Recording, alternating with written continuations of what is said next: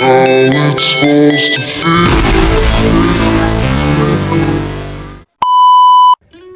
Good day guys! Welcome back again sa ating YouTube channel ng Justin Still Alive. Yes, grabe ang init ng panahon. So, ayun guys, pagpapatuloy natin yung ating to be continued. Sa mga nakapanood po ng ating last vlog, we prepared our setups and ngayon po ay magpupunla na tayo.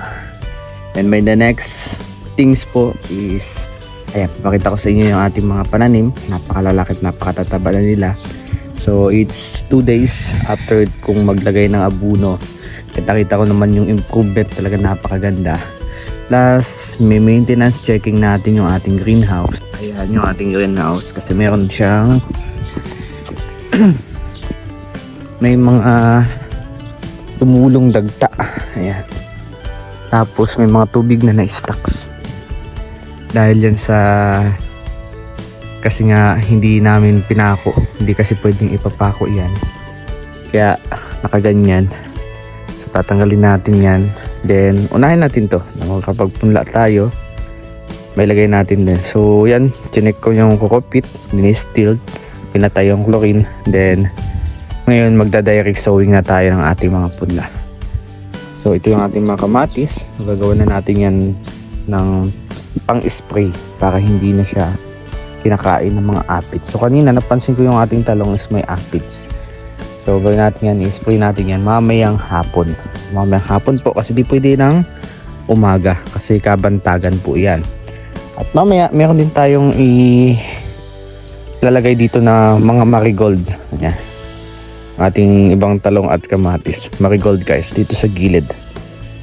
Lalagyan natin ng marigold. Ang marigold po is natural pang control ng insects. Yan. So, itatalbong natin yan. At syempre may pusa tayo dito. Ming! Ming! Ming! Yeah, Ming. So yun guys, bago po uminit yung panahon, tirahin na natin bago pa tirahin ang iba. Yan, let's go!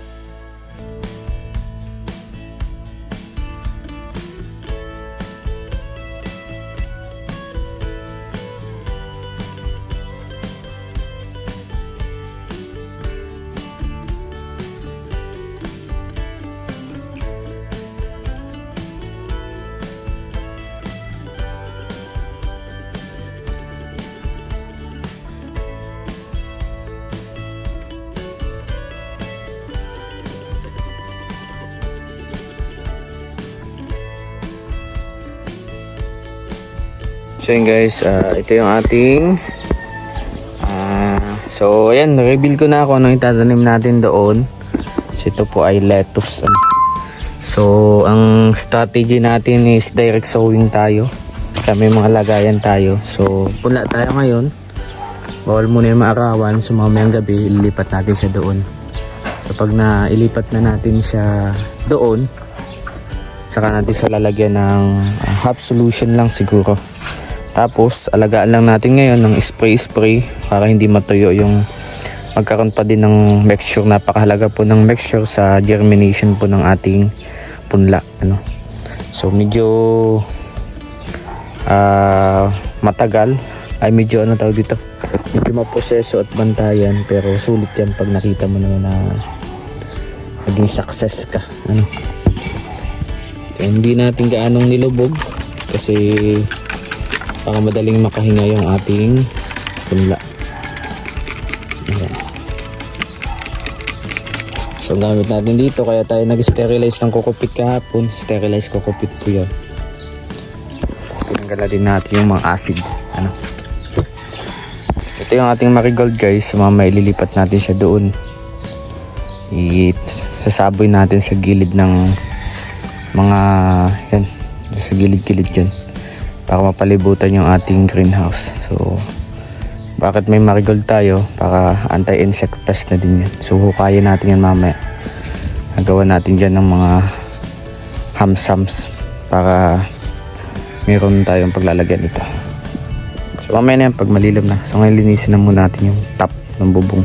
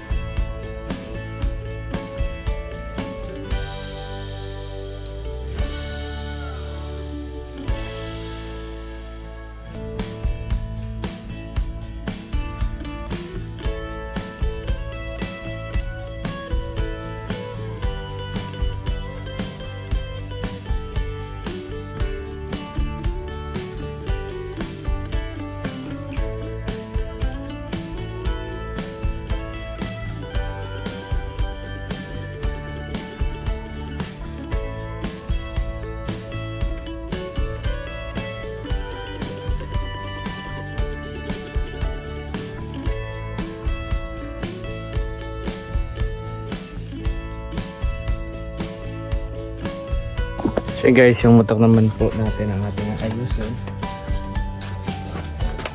Nagsira na.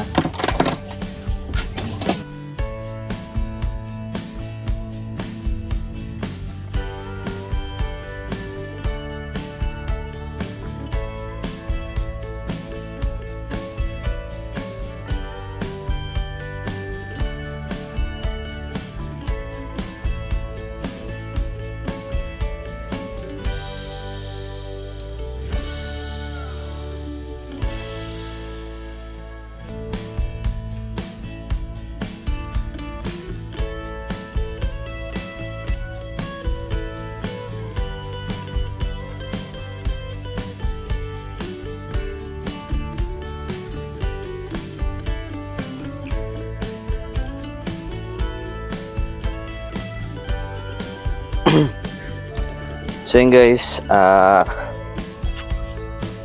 Ayan, as continuation of our vlog, so may papakita ko sa inyo kung paano ko nililimitahan yung mga insekto. Ito po ay hindi to masasabing natural ways, pero ito ay home remedy na kumbaga ay madaling mahanap at saka very simple at saka hindi mo na kailangan gumamit ng other chemicals. Simple lang ng dishwashing and palm oil or vegetables oil. Then to. So una, lalagyan natin ng tubig.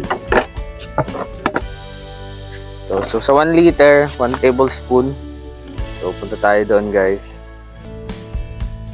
So sa 1 liter, 1 tablespoon na oil and 1 tablespoon din na hanapin natin yung tablespoon natin dito.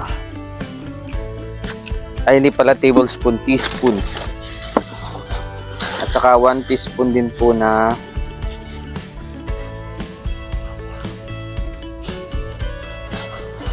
dishwashing liquid. Dito mahanap yung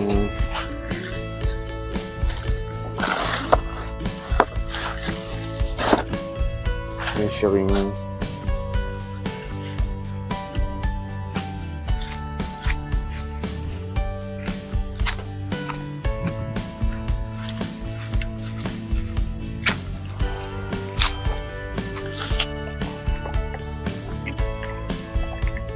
hindi ko mahanap, guys, ating measuring spoon. Ano ba meron tayong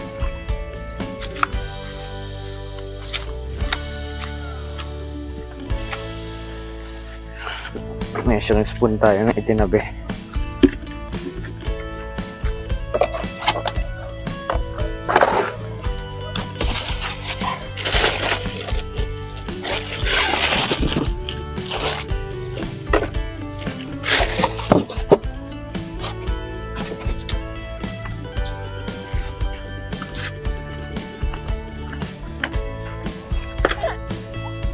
So ayan, 1.5 na natin. 1 liter lang kasi kunti lang naman kailangan ko.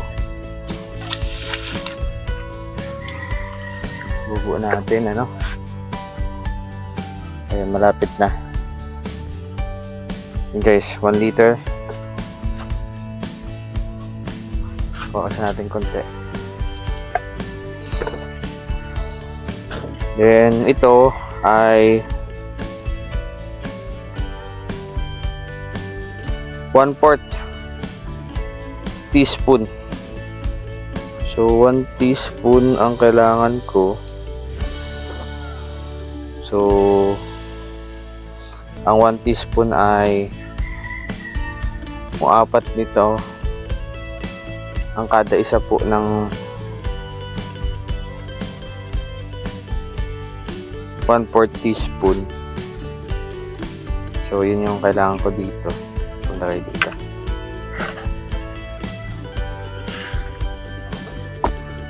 So yun, guys, start na tayo.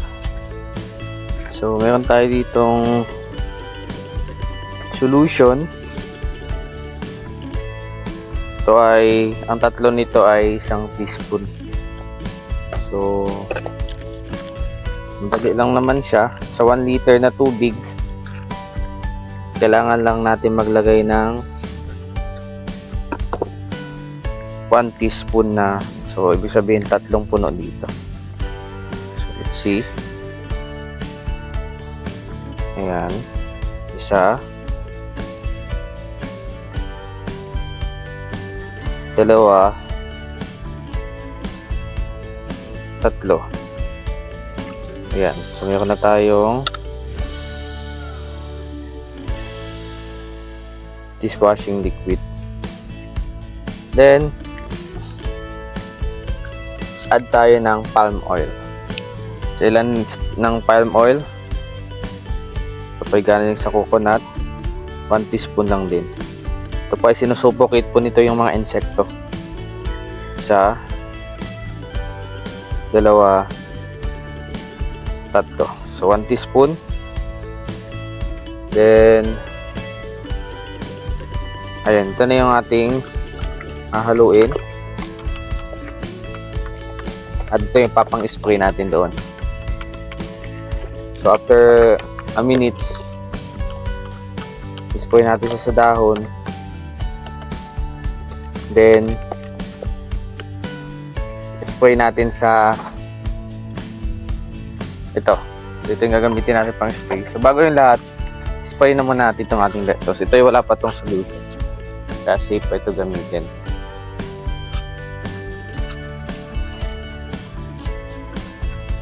Spray natin guys ha. Kasi kailangan mapanatili natin yung moisture. So mamaya ilalagay natin siya sa tubig na may half strength solution. Ito yung purpose natin nito. Ilalagay natin siya sa tubig na may half strength solution. So okay na yan. At ilalagyan naman natin yan tubig. Sasalin na natin yung ating ginawang pang-spray sa insekto. So i-save po ito. Huwag lang po i-spray ng maaraw. Huwag lang po gagamitin sa kapag maaraw. Hapon lang, hapon at morning. Pero babanlawan kapag morning. Then tapos yan, sasalin natin dito sa ating lagayan. Saan yung lagayan ko?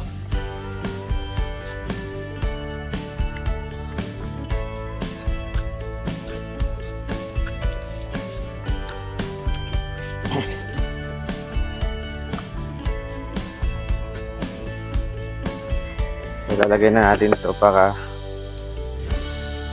magamit pa natin in future.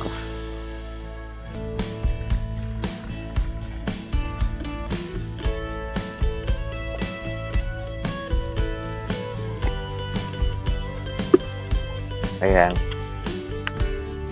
Magagamit pa natin ito soon. Kailangan natin igilid lang ito.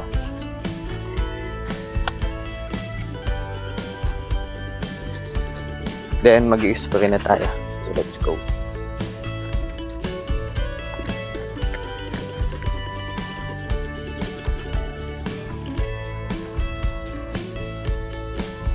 So mag-i-spray tayo ng ating mga pananim.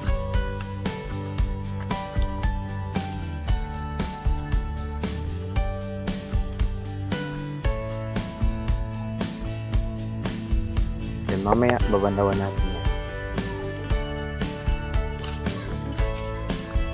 So pa-install natin ang pag-spray, dahon hanggang ilalim ng dahon.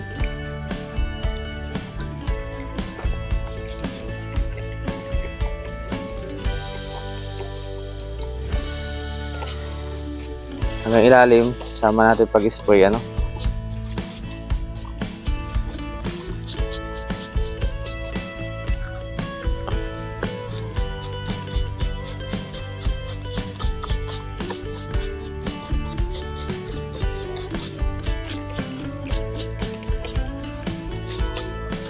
Ito, may aphids to.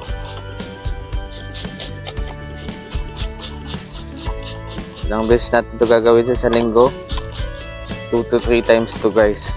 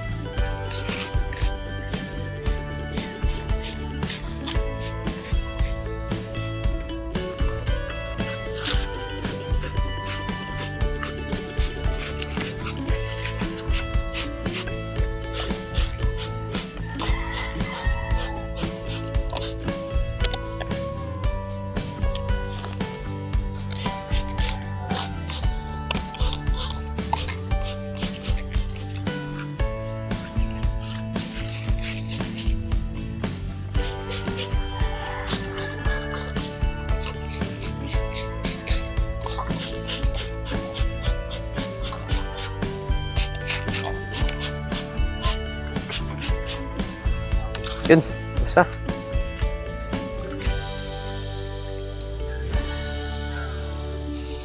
So next guys is dito. Sa gilid. So mamaya didiligan natin yan.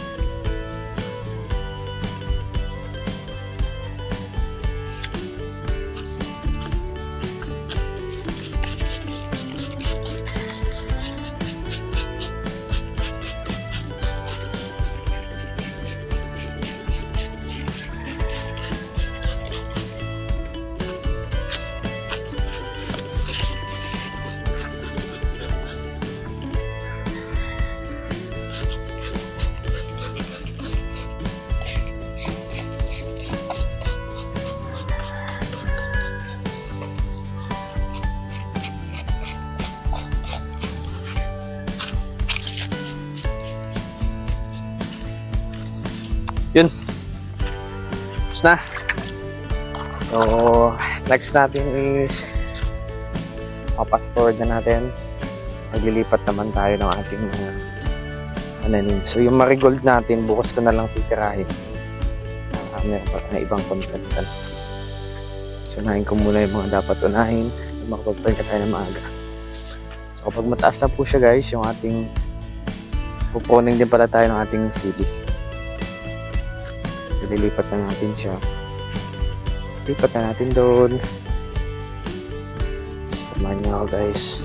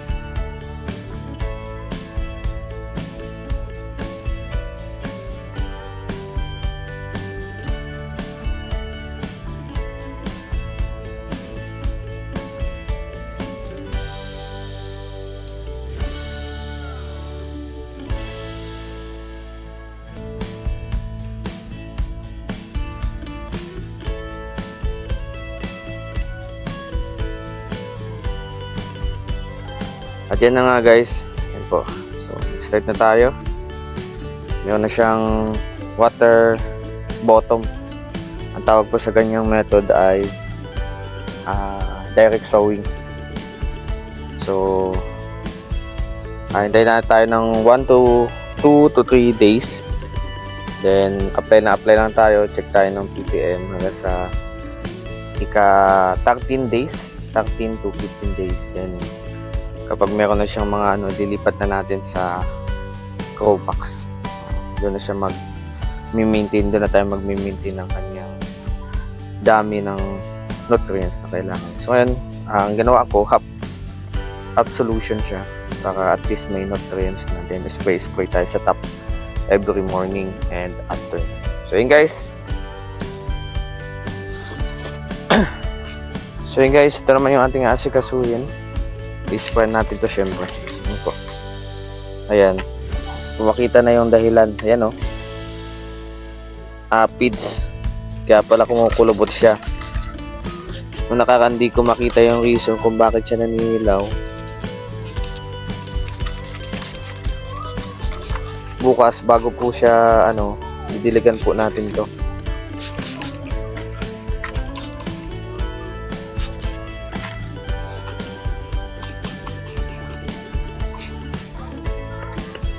To clean.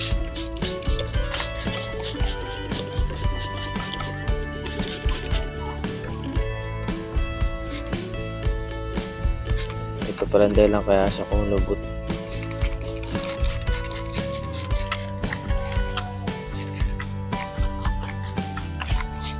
Sabi ko na may dahilan. Sobrang liliit niya lang.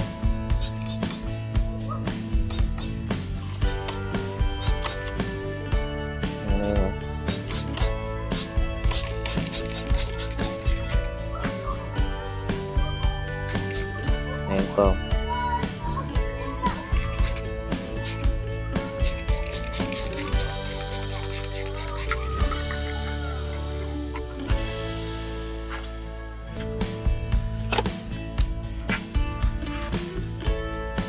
So yun guys, blessed day sa lahat. At ayan, dami ko nang nagawa ngayon. So meron na tayong punla. Meron pa tayo. So kulang pa po yung ating grow box. Mahal po kasi yan. Nasa around 500 pesos. So, soon and sooner, papadamihin ko po yan. Ngayon po, testing muna tayo. Trial and error. Ang malaga po dyan ay yung knowledge po na natututunan natin. Ako po may mga alam-alam naman po kahit paano sa mga ganyan. So, yung ating sili, yan ko na muna nilagay kasi nga, pinadali siya ng mga aphids. Yan po, aphids po yan. So yung ating pong ginawang solution kanina, in-spray po yung 2 times a week. So, kung in-spray po natin yung pitcha 2, so by pitcha 5, mag-spray ulit tayo. Basta i-check po natin. Kasi sayang po kapag hindi naalagaan. Sayang. So, ayan guys, some more tips for farming and sa ating isinasagawa ngayon. Samahan niyo po ako and ma-educate din po kayo dito, matututo po kayo ng mga knowledge na aking ginagawa. So, papasalamat nga ako sa Lord kasi meron na tayong greenhouse, wala nang problema. At ayan, maraming salamat and like and share po tayo.